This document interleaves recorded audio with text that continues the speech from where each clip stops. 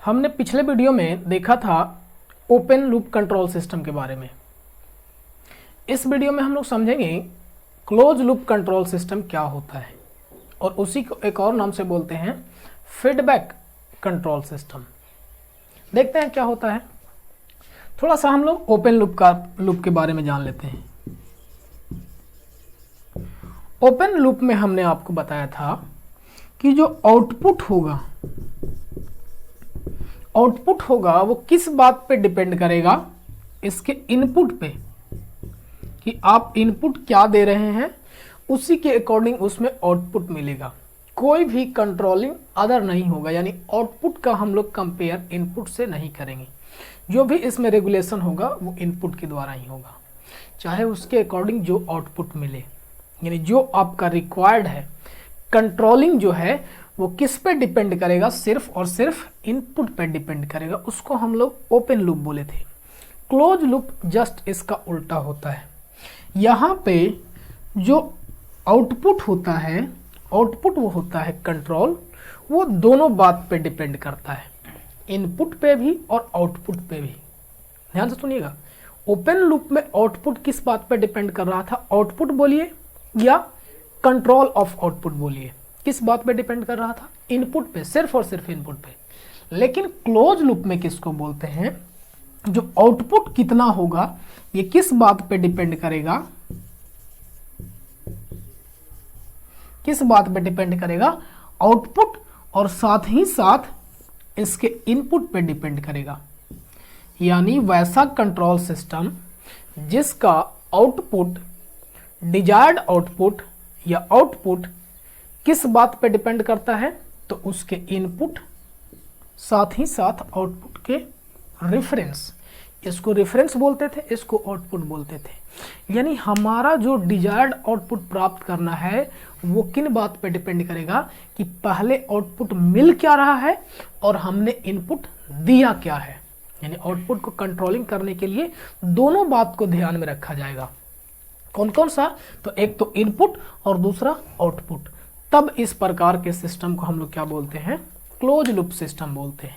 फिर से एक बार, यानी वैसा कंट्रोल सिस्टम जिसका डिजायर्ड आउटपुट किस बात पे डिपेंड करता है, उसके आउटपुट पे तथा एंड इनपुट पे। बात समझ आया? या दूसरे शब्दों में उसका आउटपुट का कंट्रोलिंग किस बात पे डिपेंड करता है, तो इनपुट पे और साथ ही साथ आउटपुट दोनों पे डिपेंड करता है। तब हम लोग इसको बोलते हैं कंट्रोल, यानी open loop control system, sorry close loop control system. क्यों क्लोज लूप बोलते हैं, देखिए आउटपुट के सिग्नल को हम दोबारा रेफरेंस से क्या करते हैं, कंपेयर करते हैं। क्या करते हैं, कंपेयर करते हैं। और जिस सिस्टम का इसके लिए यूज करते हैं उसको बोलते हैं फीडबैक सिस्टम। तो देखिए, तो ये एक क्लोज लूप बना रहा है या नहीं बना रहा है, तो इसलिए इसको क्या बोलते हैं, क्लोज लूप सिस्टम। फीडबैक क्या होता है, तो फीडबैक होता है वैसा सिस्टम जो क्या करे, आउटपुट के सिग्नल को इनपुट तक क्या करता है, सेंड करता है। उसको क्या बोलेंगे, फीडबैक सिस्टम बोलेंगे। तो ये हुआ क्लोज लूप। हम इसका एग्जाम्पल देखते हैं, क्या हो सकता है एग्जाम्पल में। हमने ओपन लूप का एग्जाम्पल देखा था। क्या क्या था ओपन लूप का एग्जाम्पल, ओपन लूप का एग्जाम्पल था traffic system, immerse water heater और फील्ड कंट्रोल डीसी मोटर, और क्या था, और था उसके बाद हम लोग अब इसका एग्जाम्पल देखते हैं क्या क्या होगा। सबसे जो बेस्ट एग्जाम्पल है, आप लोग एयर कंडीशनर, एयर कंडीशनर जिसको एसी बोलते हैं। एसी डायरेक्टली नहीं होता है, विथ थर्मोस्टेट।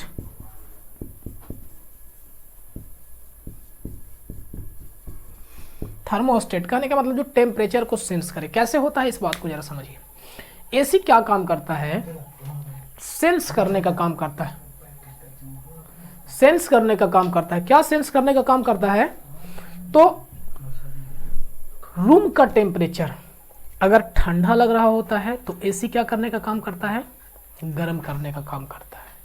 अगर गर्मी लग रहा है तो क्या करने का काम करता है, ठंडा करने का काम करता है। बोलिएगा, ठंडा लगता है तो गर्मी कम करने कैसे कम करता है भाई मेरे? गर्मी हीट प्रोड्यूस करने का काम नहीं करता है, बल्कि वो अपने आप को जो पहले ठंडा करने का काम कर रहा था उसको क्या कर देता है? कम कर देता है। यानी वो अपने आप को कम ज़्यादा कर सकता है। किस बात को सेंस करके? कि रूम का टेम्परेचर क्या है। मान लिया जाए अभी रूम का टेम्परेचर है 10 डिग्री सेल्सियस, ठीक है, 10 नहीं, इसको मानिए आप 30 डिग्री या 50 डिग्री सेल्सियस मानिए, 50 ज़्यादा हो जाएगा, 35 डिग्री मानिए, 35 डिग्री सेल्सियस। जनरली हमको चाहिए कितना होगा? 20 डिग्री सेल्सियस। तो थर्मोस्टेट इस बात को क्या करेगा? सेंस करेगा कि टेम्परेचर कितना है? 35 चाहिए कितना? 20। थर्मोस्टेट वो सेंस कर लिया है कि टेम्परेचर कितना है? 35 है, चाहिए कितना? 20। तब वो अपने आप को क्या करेगा? इस 20 तक लाने के लिए अपने आप को वो क्या करेगा? सेटल करेगा। स्टेबिलिटी प्राप्त करने के लिए वो अपने आप को जो इनपुट उसको मिल रहा था वो क्या करेगा? कम करेगा, ज़्यादा करेगा। इस बात को मिला करके जो आउटपुट में देगा वो क्या देगा? 20 देगा। बात समझ आया? फिर से हमने इनपुट दिया एसी को, उससे कितना मिला? मान लीजिए कि 35 डिग्री सेल्सियस मिल गया, मान लीजिए, या जो भी मिले, नहीं पता है हमको कितना मिला, लेकिन कुछ इनपुट हमने दिया। हमने थर्मोस्टेट के माध्यम से हमारा टेम्परेचर रिक्वायर्ड कितना है? 20 डिग्री सेल्सियस जरूरी है। अब जो भी इनपुट हमने दिया उसके वजह से कोई टेम्परेचर हो रहा होगा, कोई भी टेम्परेचर, लेकिन रिक्वायर्ड कितना है? 20। कितना रिक्वायर्ड है? 20। तो थर्मोस्टेट सेंस करेगा कि 20 हमको चाहिए, और जो दे रहा था पहले से, यानी बिना फीडबैक के, यानी जब हम लोग सिर्फ और सिर्फ एसी लगाएं तो अगर वो 35 दे रहा था, हमको चाहिए होगा 20, तो हम ये सेंस करेंगे, यानी इस आउटपुट पहले मिल रहा था कितना? 35। आउटपुट को फिर हम क्या करेंगे? यहाँ पे सेंड करें कि आप जो इनपुट दे रहे हैं उससे आउटपुट कितना मिल रहा है? 35 मिल रहा है, लेकिन हमको चाहिए कितना? चाहिए कितना? 20। तो ये कौन बताएगा कि कितना चाहिए? 20 बोलेगा। यहाँ पे हमको 20 चाहिए और मिल रहा है कितना? 35। तो ये 35 को कौन सेंड करेगा? फीडबैक सेंड करेगा कि मिल रहा है कितना? 35, हमको चाहिए 20। अब यहाँ पे क्या होगा? कंपैरिजन होगा। 35 चाहिए, 35 दे रहे हैं आप, चाहिए 20, तो एरर कितना का आ रहा है? 15 डिग्री सेल्सियस का एरर आ रहा है। यानी इस एरर के अकॉर्डिंग उसके इनपुट और सिस्टम में क्या किया जाएगा? कंट्रोलिंग किया जाएगा, और फिर जो आउटपुट मिलेगा वो कितना मिलेगा? 20 डिग्री सेल्सियस। इस तरीके से आउटपुट जो प्राप्त होता है वो डिजायर्ड आउटपुट प्राप्त होता है, जो हम उससे उम्मीद कर रहे हैं वो हमको मिलता है। तो इस प्रकार के सिस्टम को हम लोग क्या बोलते हैं? क्लोज लूप सिस्टम बोलते हैं। ओपन लूप हमने देखा था। बताइए, मान लिया जाए कि कोई सिस्टम फॉल्ट की वजह से टेम्परेचर क्या हुआ होगा? चेंज हो गया होगा। सिस्टम फॉल्ट या कोई एक्सटर्नल फॉल्ट की वजह से, फिर भी ये क्या करेगा? यहाँ से सेंस करेगा कि हाँ 35 पहले आप दे रहे थे, अब 40 दे रहे हैं, ये चीज़ भी हमको नहीं चाहिए, इसलिए आप इनपुट को क्या कीजिए? और कम कीजिए। यानी जो डिस्टर्बेंस इसको मिल रहे हैं, डिस्टर्बेंस इसको कुछ कर रहा है, आउटपुट को डेविएट कर पा रहा है, हटा पा रहा है? नहीं हटा पा रहा है। यानी कुछ भी हो जाए, इसका जो आउटपुट मिल रहा है वो क्या मिल रहा है? हमको जो रिक्वायर्ड है वो मिल रहा है, यानी डिस्टर्बेंस इसको डेविएट नहीं कर पाते हैं। तो ये था मेरा क्लोज लूप सिस्टम। अब हमने बताया फीडबैक सिस्टम। फीडबैक का काम क्या है? आउटपुट के सिग्नल को इनपुट में कंपेयर करना, सेंड करना। इनपुट से क्या करना? इनपुट के पास सेंड करना। तो इनपुट सेंड जो होता है ये दो प्रकार से होता है, यानी फीडबैक दो प्रकार के होते हैं। एक पॉजिटिव फीडबैक होता है, एक निगेटिव फीडबैक होता है। क्या होता है? एक पॉजिटिव और एक निगेटिव फीडबैक।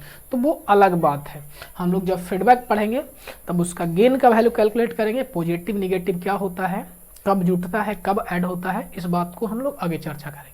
फिलहाल क्लोज लूप में हमने बता दिया। अब इसका एडवांटेज देखेंगे और फिर इसका डिसएडवांटेज देखेंगे। इसके एडवांटेज क्या होंगे आप सोच करके बताइए। सबसे पहला एडवांटेज, ये करेक्ट होगा, एक्यूरेट होगा, क्योंकि हमने पहले वाले में बताया था ओपन लूप वाले में जो इनपुट मिल रहा है उसके अकॉर्डिंग वर्क कर दे रहा है। ये ऐसा थोड़ी कर रहा है, ये जो हमको रिक्वायर्ड है, जितना टेम्परेचर हमको चाहिए था वो बात को दे रहा है। तो मेरे लिए सही हुआ या गलत हुआ? सही हुआ, एक्यूरेट। ये कैसा होता है? एक्यूरेट होता है। दूसरा, यानी जो जो टर्म उसमें डिसएडवांटेज हो रहे थे, जो जो उसके घटा था ओपन लूप का, यहाँ पे ये क्या हो जा रहा है? फायदा हो जा रहा है, एक्यूरेट। दूसरा क्या हो जाएगा? ये रिलायबल हो जाएगा। रिलायबल होगा या नहीं होगा? बिल्कुल होगा। यानी अगर ये सही है तो भरोसा इस पे हम कर सकते हैं। ये भरोसा तोड़ने वाला में से नहीं है। तोड़ने वाला में से कौन नहीं होता है ये आपको बताने का जरूरी नहीं है। तीसरा क्या होगा?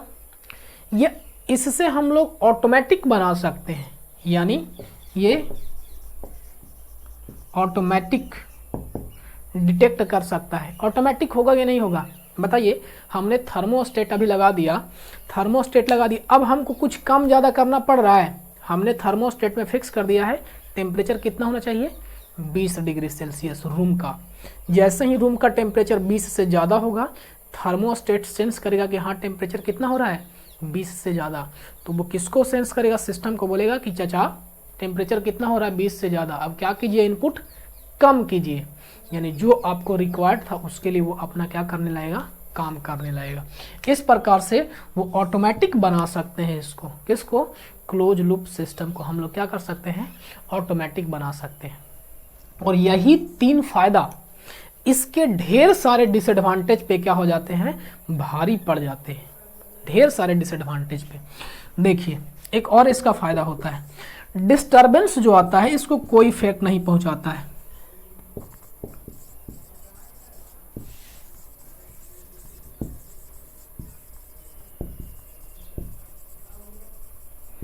डिस्टरबेंस का इस पे कोई इफेक्ट नहीं होता है। कैसे? हमने अभी बताया, रूम टेम्परेचर मान लिया सडनली धूप जोर से निकल गया तो रूम का टेम्परेचर बढ़ा दिया, लेकिन क्या एसी बढ़ाने दे रहा है? नहीं। दूसरा क्या होता? इनपुट की वजह से, कोई सिस्टम खराबी की वजह से भी जो एसी ही था वो ज़्यादा टेम्परेचर बढ़ा दिया, एसी ही। फिर से थर्मोस्टेट सेंस करेगा। क्या सेंस करेगा?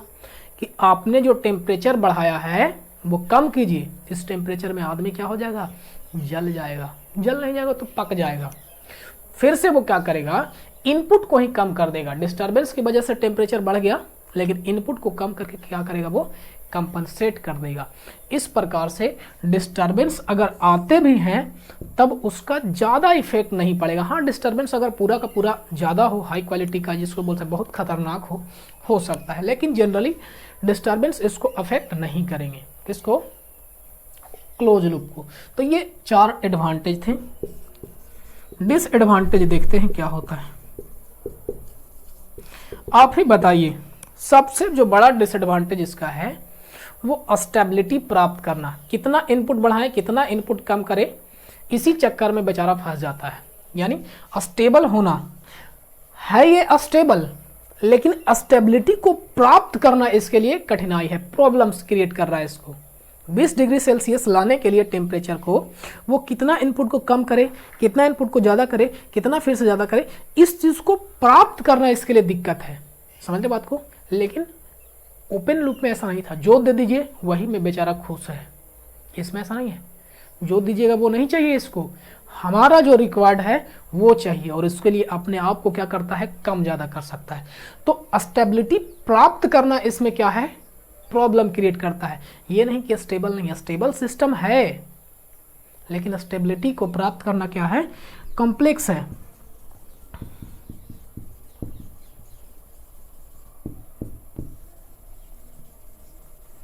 स्टेबिलिटी पहला। दूसरा क्या हो जाएगा इसका? सबसे दूसरा तो आप समझ ही रहे होंगे, वो वाला सस्ता था, चूंकि कंपोनेंट उसमें कम यूज हो रहे थे, इसमें कंपोनेंट का वैल्यू ज़्यादा यूज हो रहा है। तो बताइए, कॉस्टली तो होगा ही होगा। कॉस्टली क्या है? ये वाला ज़्यादा है। तो ये 2 इसके मेन डिसएडवांटेज है। लेकिन इसका एडवांटेज इस डिसएडवांटेज पे क्या हो जाते हैं? कॉस्ट पे भी क्या पड़ जाते हैं? भारी पड़ जाते हैं। समझ रहे बात को? तब हम लोग क्या करते हैं? क्या यूज़ करते हैं? Close loop control system. तो ये हुआ क्लोज लूप कंट्रोल सिस्टम। आगे हम लोग पढ़ेंगे फीडबैक, और फिर सिस्टम का मॉडलिंग पढ़ेंगे। क्या हम लोग कैलकुलेशन करते हैं तो डायरेक्टली लिख देते हैं आलू आलू नहीं, पंखा, पंखा को पंखा लिख देते हैं, उसके वैल्यू को लिखते हैं, उसके एलिमेंट को लिखते हैं, करंट लिखेंगे, कितना करंट के वैल्यू कम करेंगे, किस बात पे डिपेंड करेगा, तो उसको हम लोग मॉडलिंग करते हैं। जैसे एक घर बनाना हो तो पहले क्या बनाते हैं, उसका मॉडल बनाते हैं। हाँ, एक छोटा सा पे मॉडल बनाते हैं कि हाँ इतना ईंट लगेगा, इतना ये लगेगा, इतना लहसुन प्याज धनिया मिर्चा जो भी हो, उसके अकॉर्डिंग हम एक मॉडल बनाते हैं, उसका कैलकुलेशन करते हैं, रुपया कैलकुलेशन करते हैं, उसी प्रकार से इसका मॉडलिंग करते हैं। उससे पहले हम लोग कंट्रोल सिस्टम का फीडबैक जानेंगे, फीडबैक कितने प्रकार के होते हैं, उसका वैल्यू क्या होता है, मॉडलिंग पढ़ेंगे, ट्रांसफर फंक्शन पढ़ेंगे, और फिर हम लोग एक एक करके आगे बढ़ेंगे। फिर उसके बाद जो भी टर्म आएंगे, जो भी यूनिट आएंगे, उसको देखेंगे। तो ये था क्लोज लूप सिस्टम। बाकी अगला वीडियो में, नेक्स्ट वीडियो में देखते रहिए। धन्यवाद।